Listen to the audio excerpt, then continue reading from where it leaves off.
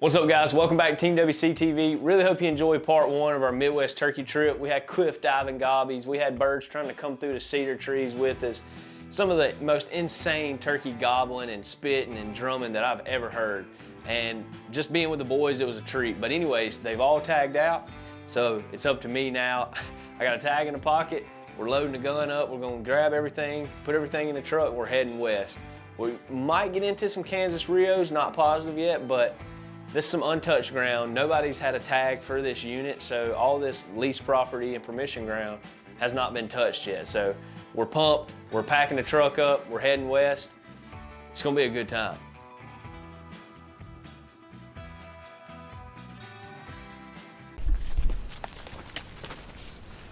We did a little scouting last night and we roosted a couple birds, but believe it or not, we come into this field and set up on this central point.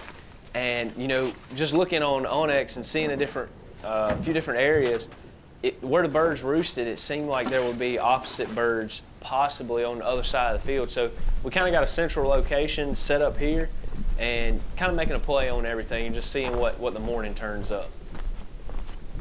Started breaking daylight, and man, no gobbles. I mean, it was just silent. I mean, we heard a few way off, but the birds we roosted, no gobbles. So we sat there, started blind calling just shortly after daylight, and bird hammered off. And we could tell he was a long ways, but coming from these pine trees of South Carolina and going out to these big 100-acre fields, when he sounds like he's on top of you, he's 400 yards. So we started calling a little bit more, and the bird actually broke the wood line. I seen him in the binoculars. I bumped Kyle. I was like, there he is. And it took him 26 minutes to get across the field. Strut, gobble, feed in the field, walk, strut, gobble. He was just doing his thing, but he made his way in, and it was about to get real. Oh, that bird's on around some.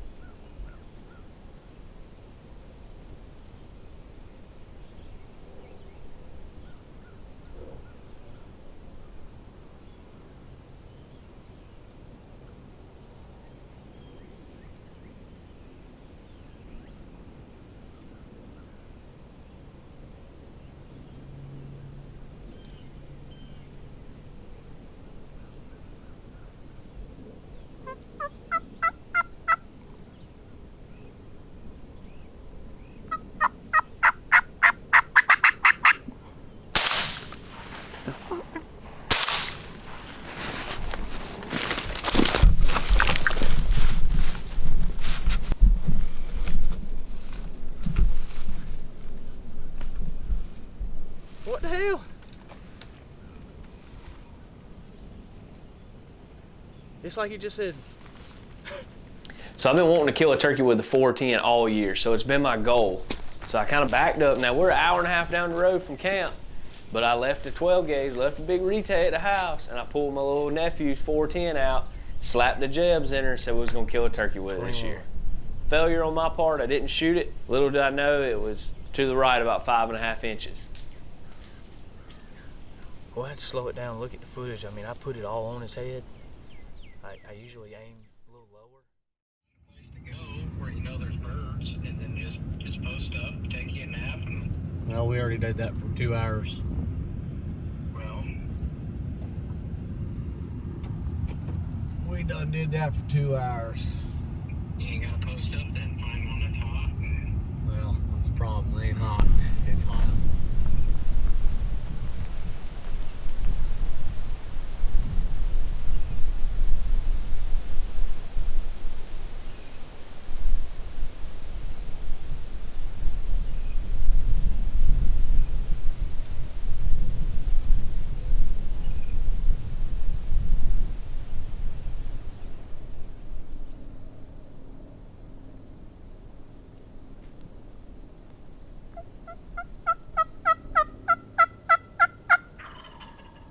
This bird answered us as soon as we got in the woods, and we got pinned down. He ended up running in on top of us, but wouldn't break the fence line, so we stood there and watched him at 80 yards strutting. He finally turned around and left us gobbling, so we knew we had to get around the whole property and beat him to that wood line on his way to roost. So that's exactly what we done. Got pinned down by some jakes, managed to get by them, and once we got to the field line, he was already there. But we got nestled up in a cedar tree, made a call, and here he comes.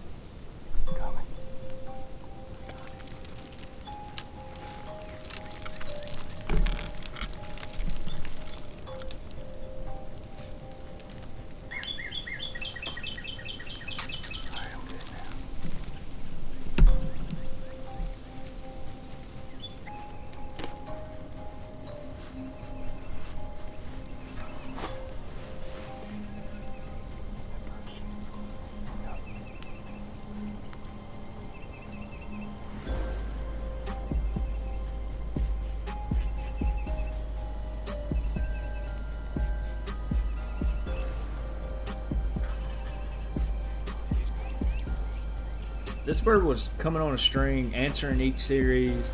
I mean, he had already cut our distance in half, and all of a sudden he just started making a beeline right. And we weren't sure if that was like his way of approaching us, or he had done seen the decoy, so he wanted to get a different angle.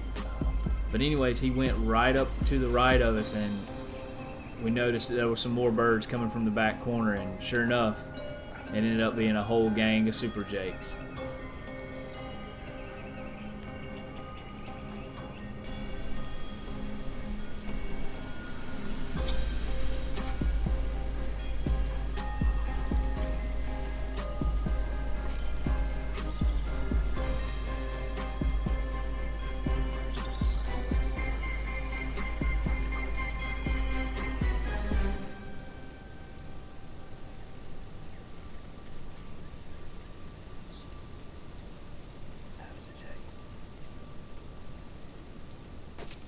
Well,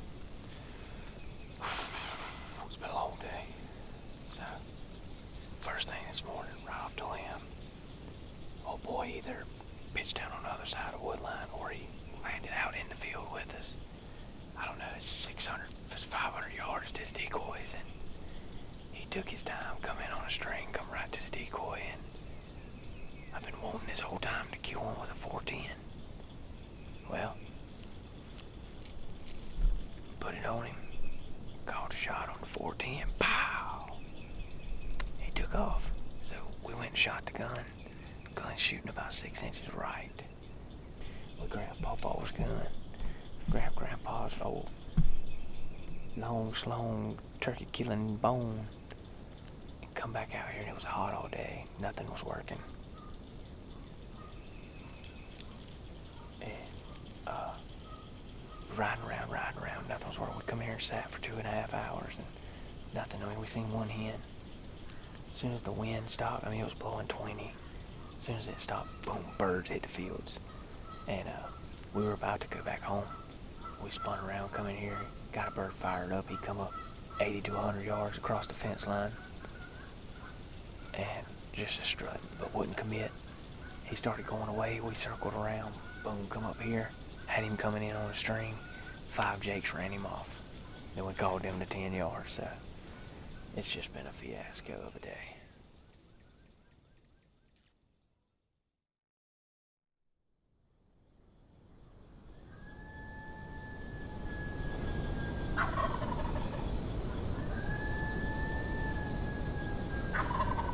He's in the trees.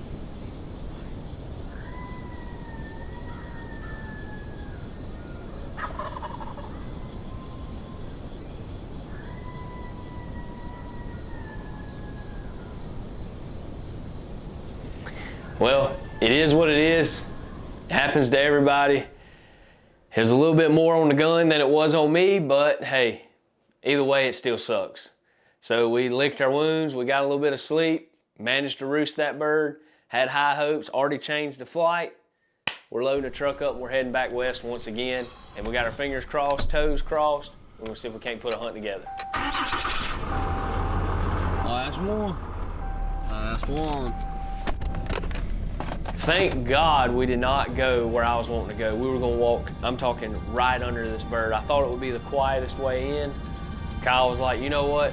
Let's just cut through the bottom, get up on that top side, and we'll drop in right to where we want to hunt. And I'm like, man, we're gonna go through the woods, we're gonna make all this noise. Bird's gonna hear us, he's gonna spook, we're not gonna kill him. So it was quite a relief. And when we sat down, got everything situated, and Kyle hit that record button, and he was already hammering.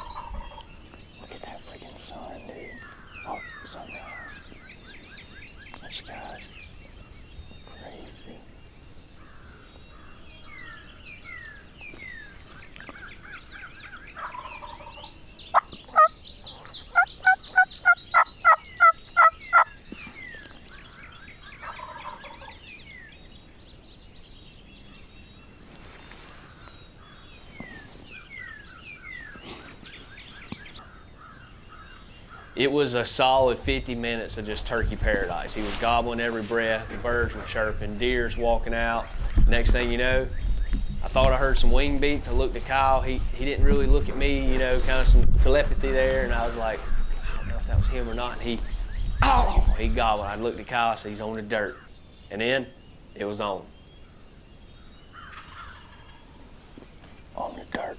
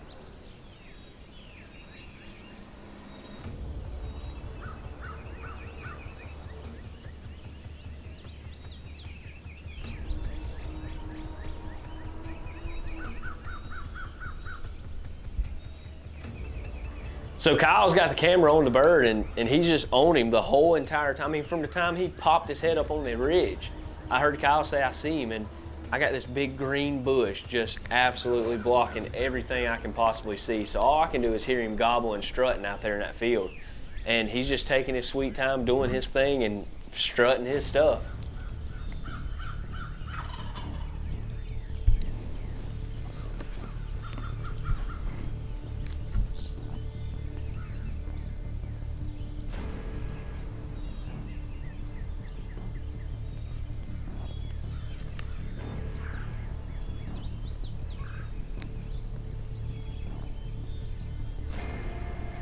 I see him now. I see him.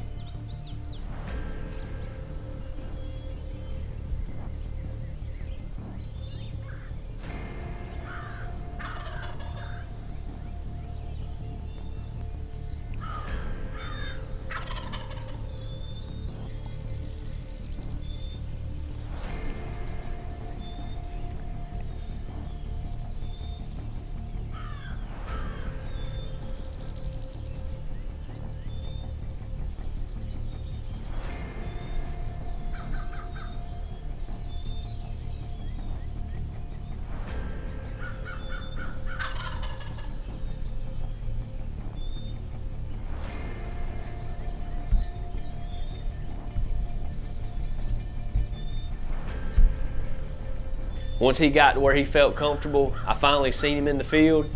He started on his way in, and you let the nerves take over. My hands started going numb. We was getting down to the wire, had already changed the flight. If it wouldn't have been for that flight change, we would have been down to like the final hours of the hunt, and he was just taking his time, but boy, was he closing the distance.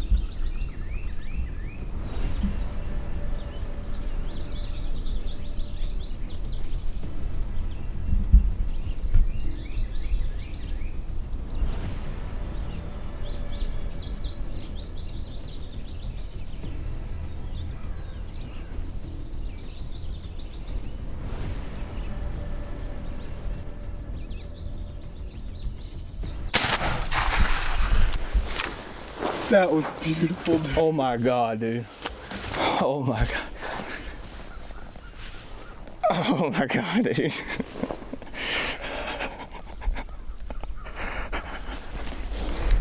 I think the GoPro died.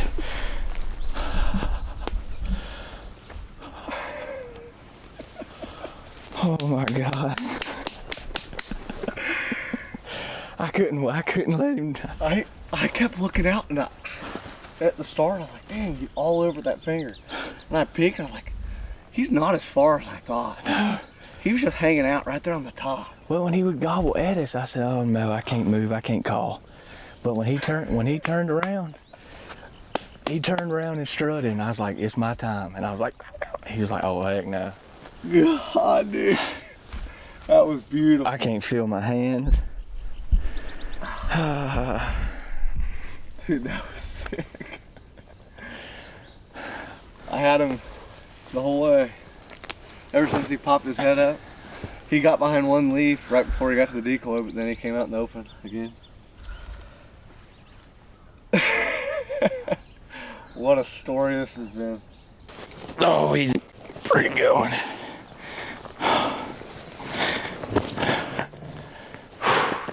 Yeah, we blew some feathers out of him.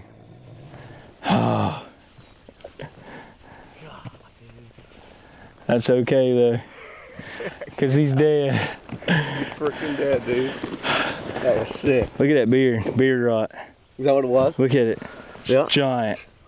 He's a freaking hammer. Yep. Beard rot. Spur's broke. Look at that spur. But that one's good. Look at them Rio colors. Boy, he's light. Yep. God, look. He did. He's a dead bird. Yep. Wow, man, he wasn't just like gung-ho, fly up in here and bust on him, you know?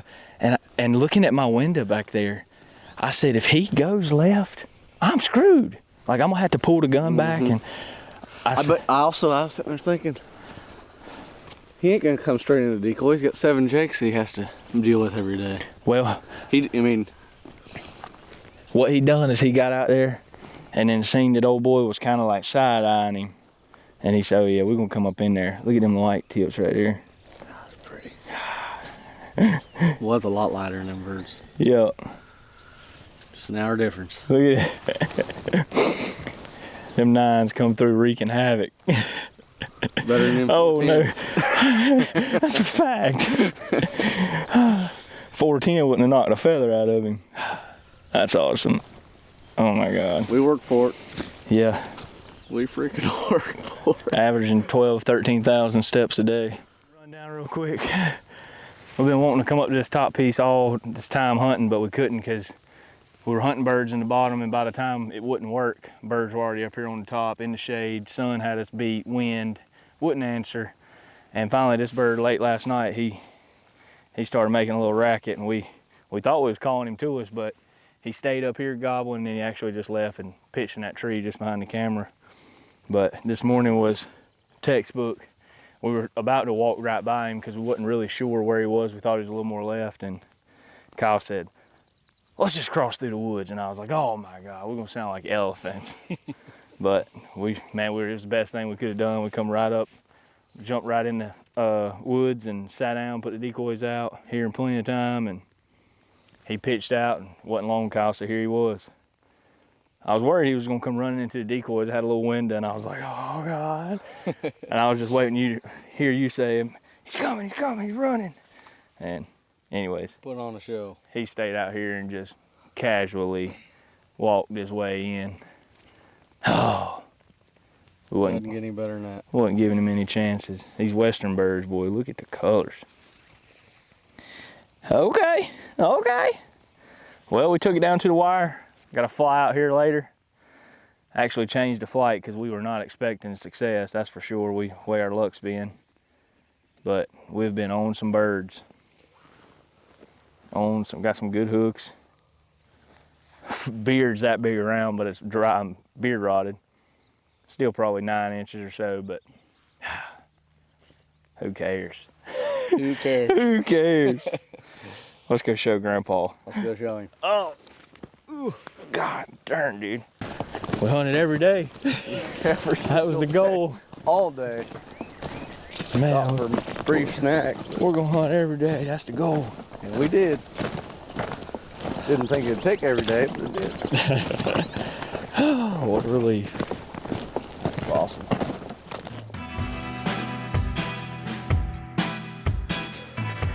So there it is. We managed to come down to the wire. I mean, honestly, one of my favorite turkey hunts ever. It's not often that I have the opportunity to get together with some boys and we all go out there and enjoy what everybody enjoys doing. Most of the time it's me traveling, either driving by myself or driving with a buddy, and we're rushing to get there, rushing to hunt, rushing back home. Man, this trip flew in and we didn't have a care in the world. We said if we kill a turkey, we kill a turkey, but regardless, we're gonna have a good time. And I don't know if that was the saving grace of the whole deal, but boy, was it an awesome adventure. Anyways, really hope y'all enjoyed this part 2 of this. I know it's long. There was a ton of turkey footage. I think we had 72 minutes in 2 hunts of strutting turkeys. So it was a blessing for us. I hope you enjoy it at home. I do want to say we got 2 awesome podcasts coming. I got my dad and our 3 Generations podcast of how it happened and where it started and just how did we become who we are today and the love for the sport. Also have Cowboy's story. I'm flying out to Kansas. Kyle's getting a deer. He's almost finished getting mounted. So he'll have the buck. We'll have all the sheds. We'll have all the stories. And we'll have the guys together being able to talk on the podcast and tell about all the late nights and staying up and worried to death. Is he dead? Is he alive? Grandpa calling saying he heard a big buck got killed, you know, the whole 9. And we're really looking forward to bringing that story to you. But anyways, I really appreciate y'all tuning in. Season's almost here. Stay with it.